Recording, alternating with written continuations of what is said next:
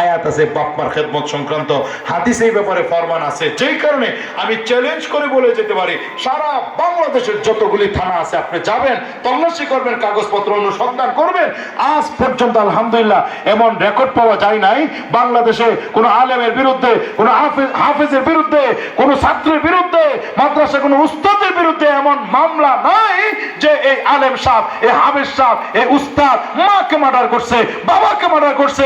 Murder করবে দূরের কথা, আলহামদুলিল্লাহ আলেম ওলামারা বাবা মার চেহারার দিকে চোখ রাঙা তাকায়ও কথা বলে না, ঠিক কিনা?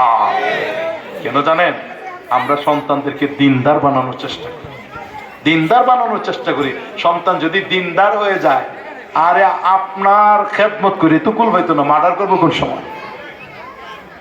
এই যুবক ভাই, তোমাদেরকে বলে যায়, আল্লাহ নবী তোমাদেরকে বারবার হাদিসে ডাক দিয়ে বলেছেন, যুবক তুমি যদি চাও তোমার হায়াতে বরকত হোক, তুমি যদি চাও তোমার আয় রোজগারে বরকত হোক, ধন সম্পত্তির মধ্যে বরকত হোক, সন্তান সন্ততিতে বরকত হোক, সব কিছুতে বরকত হোক, এটা যদি তুমি চাও, নবী কয়